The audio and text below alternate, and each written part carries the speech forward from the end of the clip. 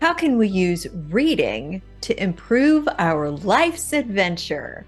That's the topic we're going to be addressing today on Flourish-Meant. I'm your host, Tina Yeager, and today I have with me Allen Brokken. He's the father of a homeschool family who decided that he needed to write stories for his children because popular media just didn't match his family's values.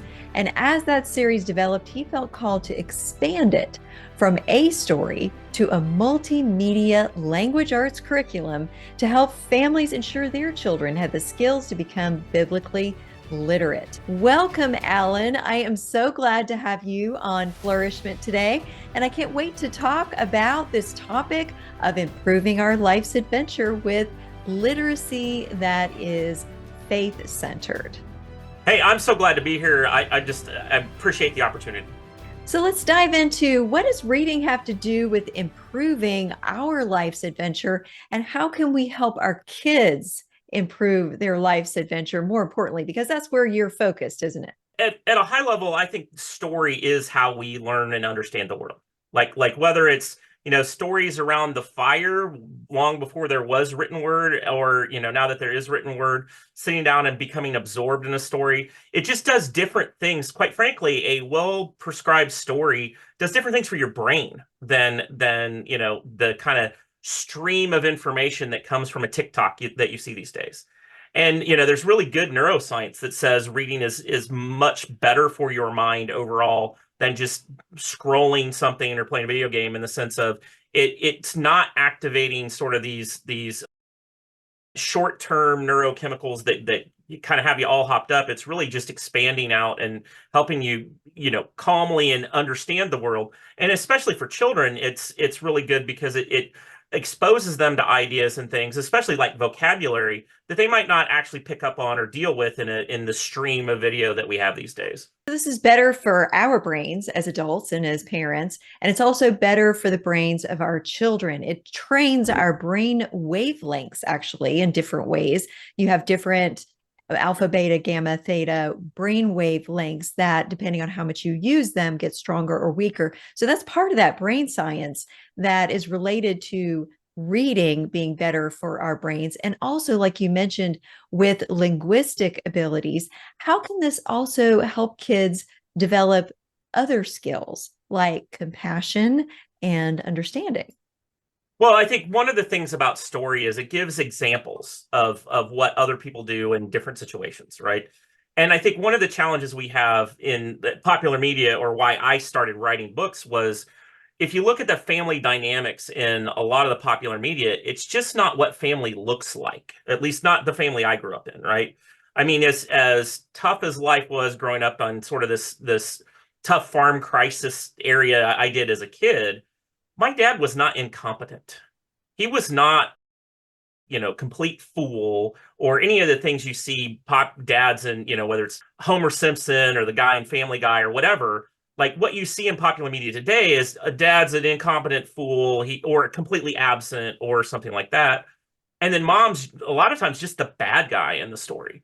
And so as you think about compassion and having sort of right relations with others, that, it starts with the family. And so showing children what a good family environment might look like is really important. But also showing children, in your stories, actually, maybe siblings that get along. I mean, the fact of the matter is sibling rivalry is real. Like that, you're never going to get rid of that, and there's always going to be a little bit of that.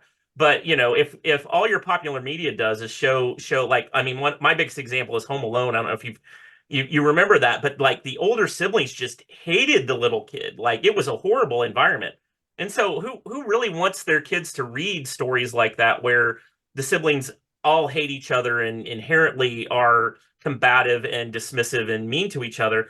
Like, that's not really how it works. At least I hope not. I mean, my kids had their challenges, don't get me wrong. There's plenty of sibling rivalry, but there was also lots of good times and lots of times where the children really worked together to make things happen.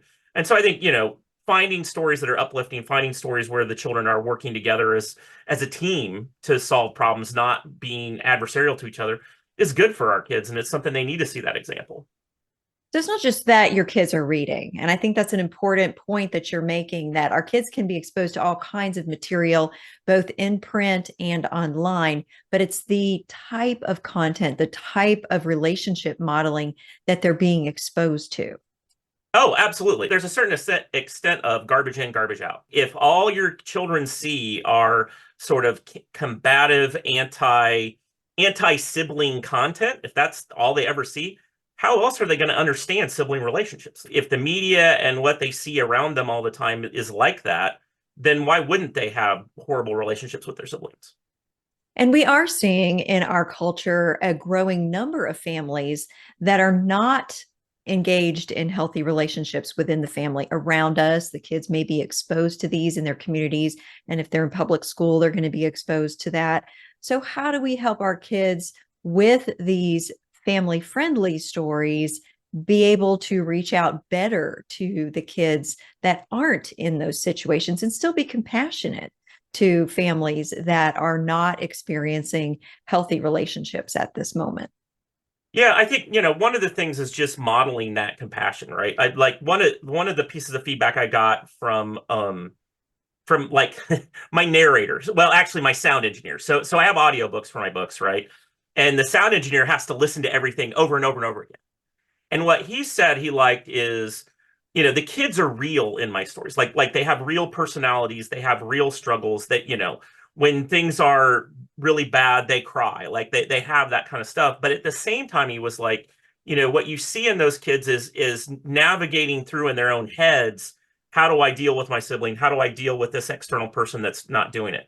So some of it is just in that modeling of it in the story itself. But I also think like one of the things that blessed me the most was I got an Instagram from a parent. They sent me this note and she said, "I just want to thank you, Mr. Brokken, for the example you gave my son. We were having a tough time in our family the other day, and he said, 'Mama, pray.'" And she said it sounded just like the audiobook we had listened to, like the intonation and the way he said it. It's like, we should pray right now. Things aren't going good. We should pray. And that really struck me because my young son would do that occasionally. He'd say, "Daddy, pray," or "Sissy, pray," or whatever. Like I was kind of modeling my own son when I wrote the story. But the reality of the situation was that touched that little boy, right? It touched him in a way that said, "Hey, in this tough situation, we should seek help from God in it." And so I think that's, being able to model that for kids, that, hey, you're not going to have it all together and you're going to have tough situations. But sometimes the best thing is for the family to pray. That's what we can do as authors, is we can model those kind of things for families to show this is how you get help. Like when nothing else is working, sometimes you just have to pray. And you can put things into a story that help prepare a child for situations they haven't yet faced. So that can be some of the things that we do as parents as we're working with our kids through the stories that they're reading, is helping them note these are some skills that you can learn ahead of a crisis or a hardship or your friend's crisis or hardship. Is that right? One of the things we hear a lot about as Christian authors is you don't want to be too obvious with your faith and that kind of stuff. And I kind of push back on that, because story in its best is showing, the best of us in the worst times, right? It's not to say that your character is always a shiny, super heroic thing. Like nobody likes that kind of perfect character that everything always works out for. Like that's not good storytelling. You've got to have weakness, you've got to have downtimes and all of that. But if you can show them persevering through faith, I think that's the right answer, right? Like, how does your faith in this, in this moment, in this time that things aren't going the way they are, that we want, then that things have gotten tough, how does that live it out? And in these stories that I wrote, I mean, it is a tough thing. Like, the kids' parents disappear under mysterious circumstances, right? And now they're alone on the frontier, and what do you do about that, right? And people that were supposed to help didn't come to help, and what do you do about that, right? I can remember early on when I first wrote the story, it was kind of like, well, mother would never leave the kids this way under these circumstances. Well, that might be true, but it is a fantastic story. So how do you work through it? And it's tough. I mean, there's a whole scene in there where the kids are just crying because what do we do? Everybody's left us, kind of thing. And we have kids that fall into that. They fall into abandonment. And I had feedback from another parent that they were a foster parent, and that this story sort of gave them that basically one of these children that had just become their foster child. There was just a conversation that this story opened up about the loss of their parents in this foster situation, and it for this parent, it gave kind of a tender moment to just really dig into that and let them be sad and let them know it was okay to be sad in this moment. And that wasn't something I ever expected when I wrote it. Like, I wasn't thinking about foster children being given permission to have their feelings, right?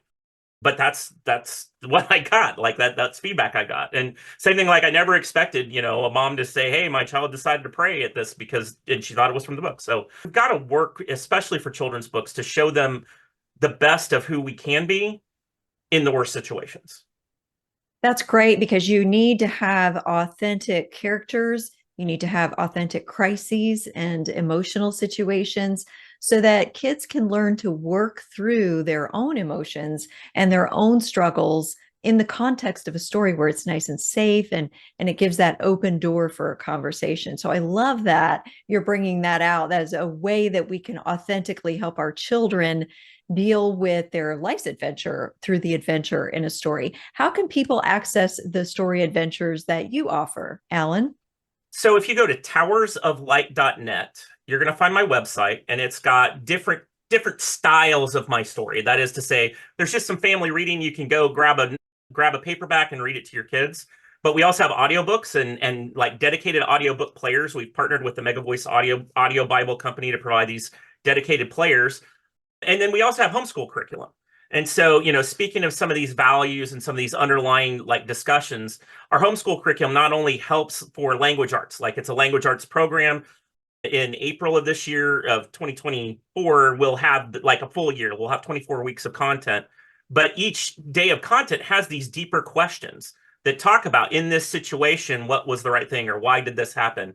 And that's actually one of the things that I got feedback from homeschool parents is the idea that, this really helped our family grow together in some of these harder situations, harder things it talks about, because we had the discussion. Like, we had, it has discussion questions about some of those harder topics. And so it's not just the language arts, although, you're going to learn vocabulary, you're going to improve your comprehension and reading speed, but also, some of these character kind of things come up regularly throughout.